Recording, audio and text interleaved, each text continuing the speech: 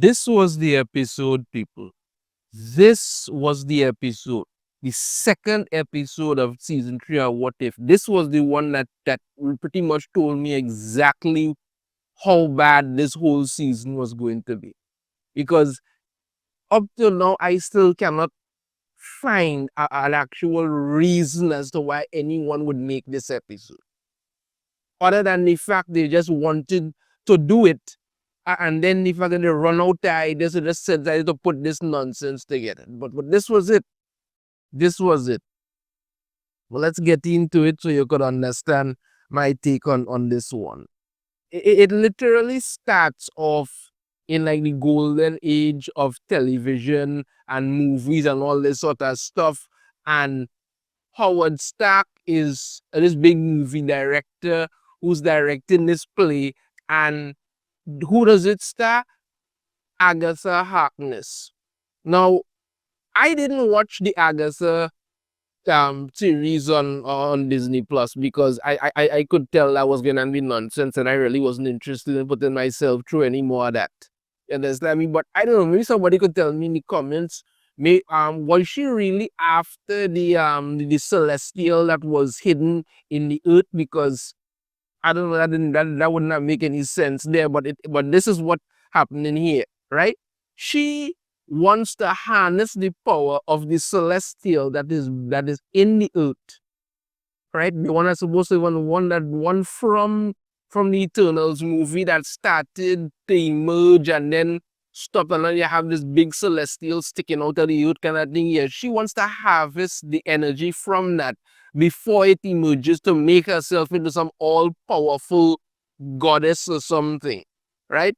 And she needs, in order to complete this spell, she needs to gather energy to do it. So for some reason, she decided to go to Hollywood and perform in this movie with all that dancing and all kind of nonsense for some reason, you know.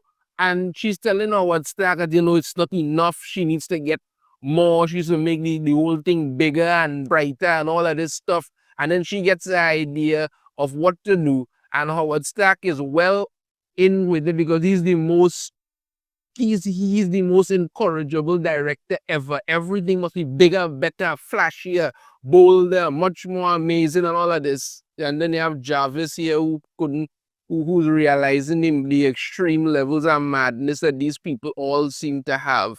Yeah, so she wants to go and do it.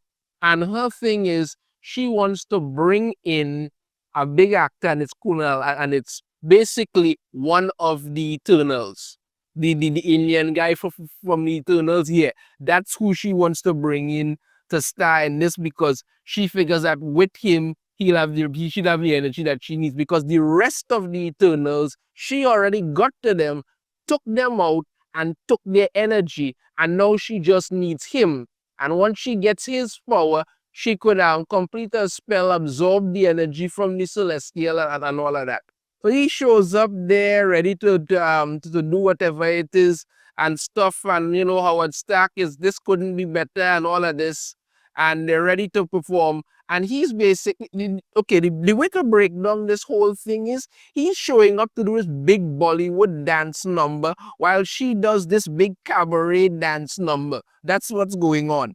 He comes there with all his other backup dancers and thing, and they all have this big dance off stuff that's going on. They're very well choreographed for people who just showed up, but I don't know. And then she comes there as well and starts to do dance, and the two of them are there and they're dancing back and forth. And I'm telling you, I'm sitting there watching this and I'm asking myself, these people really have run out of every conceivable idea possible.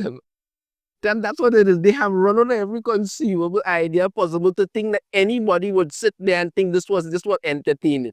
I mean, yes, you could see the choreographed dance and all those numbers and things, and you might think, well, okay, that looks good. But is there a meaning to any of this other than they just doing that because they need a big dance number? No. No, it's just going on. And she's dancing there back and forth. And the thing about it is that he knows what she's up to. He knows that she took out his friends. He knows that she needs him for this big ritual and he isn't going to help her and all of that stuff, but she's all, oh, you're gonna do it and the other, and them dancing, flipping in the air and all kind of madness and thing. And it's just, I tell you, it's something you've seen many a time in some of these Bollywood movies or even in Hollywood movies and stuff, where they're dancing and talking and back. It has no reason for this to happen, but that's what they're doing. That's what they're doing. It's just like about 10 minutes straight of non-stop dancing back and forth, and it one throwing around energy blast and all kind of stuff and all of that.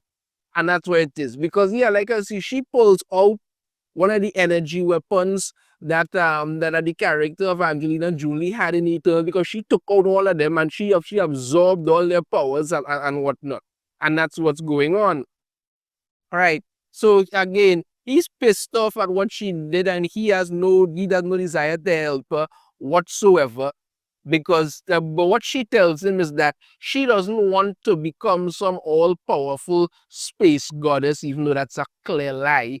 What she wants to do is save the world, because once that celestial doesn't emerge, the other celestials will realize, especially the one that created the Eternals, which is Tiamat, will realize something's wrong and will come to the earth and destroy it. And she wants to get the energy to stop that from happening before it actually comes to pass.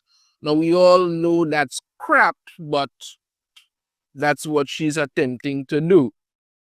So she tells him back and forth there, ends up convincing him to help her with the insane, deranged plan, right?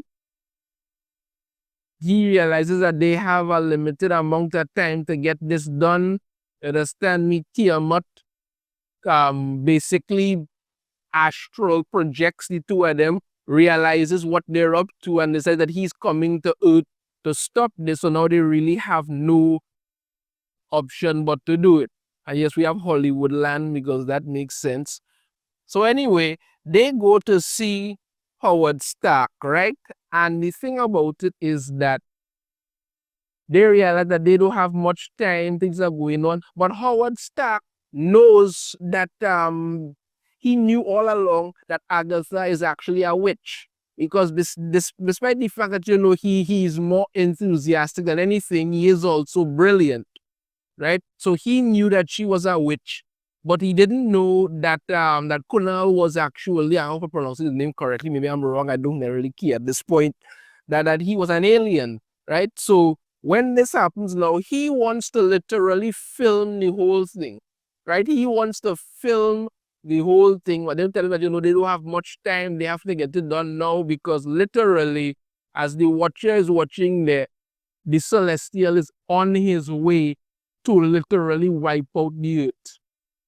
So they have to get everything done. She has them paint up things and symbols and stuff for her big spell to absorb all of this. You understand me? They put on their stuff there. She absorbs this energy and then literally taps in to the celestial in the earth, sucks its energy up, and becomes an all-powerful space goddess. That's what she turns into. And Howard Stark is literally recording all of this, and he couldn't be happier. He's probably the most enthusiastic person in this, no matter how absolutely horrendous this whole thing is. Yeah. So, of course, she does that there. Tiamat shows up, and then they have this giant space god battle thing that just looks ridiculous. She's hitting him, he's hitting her.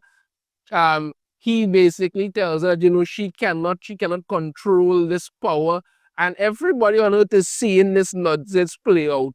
They're all seeing it happen. And then she fires blasts at him, and he's all yes, you see, you cannot control this power, you're only mortal. But then she reveals that she didn't actually miss. She literally fired those shots to distract him so that she could set up a basic like a pentagram and suck his energy out now. That was her plan all along. She sucked up the power of the Eternal in the earth to gain enough power to challenge Tiamat, to then suck up his power to and turn herself into some all-powerful space god. That's exactly what it is we all knew she was going to do from the beginning. So she sucks up the energy, becomes an all-powerful space goddess, and it's like, she don't need Earth and anything anymore. She's going to rule over everything and all of that, and this and then the other. And then what happened? She was a bow down, and then he basically, the Kunal here, basically convinces her that, listen, you should give up all this amazing power that you have, relinquish being an eternal space goddess capable of doing anything, so that you could come back with me and we could make movies in Hollywood. Seriously. That's literally what he tells her. That's literally what he tells her to do. And, she just agrees with it. That's the thing about it, because he's convincing her all of this truth and stuff there, and she disagrees to it. She's like, okay, let's do that. And they put out this big, the movie is called Cosmic Queen and all that. And she gives up all that power that she, I guess, has been working years to get, so she could just go and make movies in Hollywood. That's really it. And there, Howard Stark is there. She shows up, and for God's sake, for some reason, she's not horrible in it. Shut, like, I don't know. It's really, really bad. Yeah, and then Kunal is telling her that once the other Celestials find out what happened to Tiamat, and they're most likely going to show up here, and she tells him, darling, we'll take care of that in the sequel. It's really it. That's the big thing. Because Kingo, sorry, I think Kingo, right? Cosmic Queen, Agatha Harkness, and Kingo. That's the big story that they did here. That's it. And they're all enjoying this thing. And when the watcher is watching, the rest of the Celestials show up. That's it. I think this was an absolute ridiculous episode that made no sense in its creation, its execution, anything. But this is what they put together. I mean, apart from the whole choreographed dance numbers and all kind of thing, it literally made no sense. How Agatha Harkness was actually able to absorb the power of a celestial, I don't know. I give this 1